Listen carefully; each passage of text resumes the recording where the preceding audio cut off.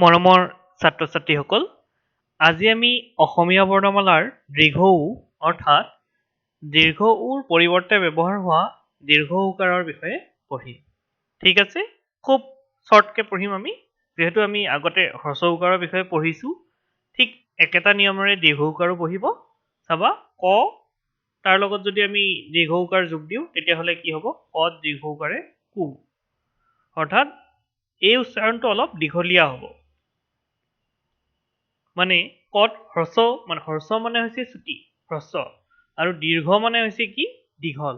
দীৰ্ঘ উকাৰ, তাৰমানে এই উকাৰ উচ্চাৰণটো অলপ দীঘলীয়া হ'ব। কত দীৰ্ঘ উকাৰে কু, হত যদি দীৰ্ঘ উকাৰ ব্যৱহাৰ হয় সু, গত দীৰ্ঘ উকাৰ হলে গু, গত দীৰ্ঘ উকাৰে গু, হত দীৰ্ঘ উকাৰে হু, উমত হলে উ, প্ৰথম চ, দ্বিতীয় চ, বৰ্গীয়া জ, চব উচ্চাৰণবিলাক একে নিচিনা হ'ব। যত দীৰ্ঘ উকাৰে জু, ঝত দীৰ্ঘ উকাৰে জু, নিয়ত দীৰ্ঘ উকাৰে নু, মূৰ্ধন্যাত ত তাত দীৰ্ঘ উকাৰ হলে টু, মূৰ্ধন্যাত থ তাত দীৰ্ঘ উকাৰ হলে থু, মূৰ্ধন্যাত দ তাত দীৰ্ঘ উকাৰ হলে দু, মূৰ্ধন্যাত ধ তাত দীৰ্ঘ উকাৰ হলে ধু, মূৰ্ধন্যাত ন তাত দীৰ্ঘ উকাৰ হোৱাৰ লগে লগে নু, দন্ত্য ত তাত দীৰ্ঘ উকাৰ হোৱাৰ লগে লগে টু, দন্ত্য ত দীৰ্ঘ উকাৰে টু, অৰ্থাৎ দন্ত্য থ তাত দীৰ্ঘ উকাৰ হোৱাৰ লগে লগে দন্ত্য থ দীৰ্ঘ উকাৰে থু, দন্ত্য দ তাত দীৰ্ঘ উকাৰ হোৱাৰ লগে লগে টু, অৰ্থাৎ দন্ত্য দ দীৰ্ঘ উকাৰে দু, আমি দু বুলিয়ে কওঁ।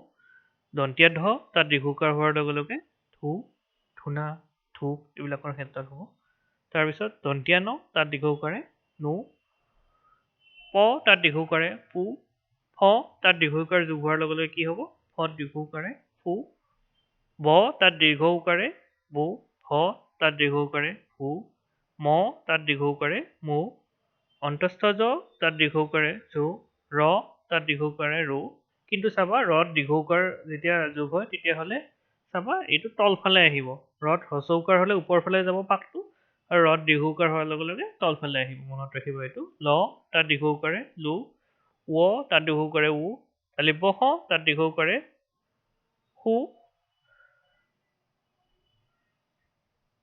তাৰপিছত চাবা, মূৰ্ধন্য ষ তাত দীৰ্ঘ উকাৰে সু, তাৰপিছত দন্ত্য খ তাত দীৰ্ঘ উকাৰে সু, হ তাত দীৰ্ঘ উকাৰে হু,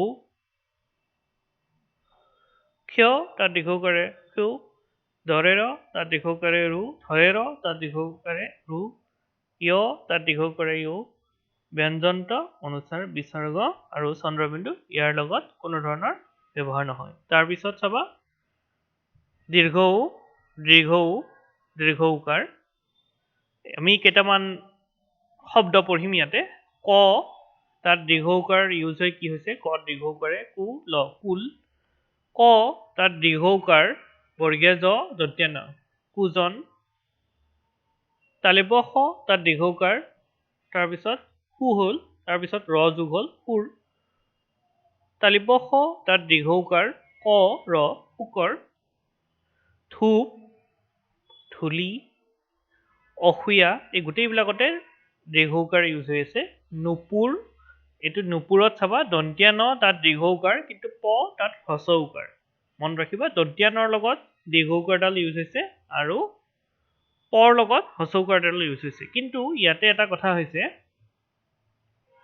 ইয়াত এই দন্ত্য নৰ লগত যি দীৰ্ঘ উকাৰ আৰু পৰ লগত যি হ্ৰস্ব উকাৰ আছে, এই গোটেইটো একে নিচিনা যেন দেখা হৈছে। একচুৱেলি কি হয়, মই ফটোৰ পৰা লৈছো এইটো, সেই গতিকে অলপমান অস্পষ্ট হৈছে। কিন্তু এই দীৰ্ঘ উকাৰডাল এনেধৰণৰ হয়, মাজত এইটো জইন নালাগে। এই দীৰ্ঘ উকাৰডালৰ মাজৰ ঠাইখিনিত জইন নালাগে, আৰু হ্ৰস্ব উকাৰডাল হলে জইন লাগিব। তোমালোকে ডাইৰেক্ট কিতাপত পালে ভালদৰে পাবা। পুৰণ, পদ দীৰ্ঘ উকাৰে পু, ৰ মূৰ্ধন্য ন, ধূসৰ, ময়ূৰ, ৰূপ, এই ৰূপত খালি ৰ দীৰ্ঘ উকাৰ হোৱাৰ লগে লগে কি হয়? তলফালে আহি যায় এইডাল। ৰূপ, ৰুৰ, চূণ, চূড়া, সুৰ, চব দন্ত্য খ তাত দীৰ্ঘ উকাৰ হৈছে।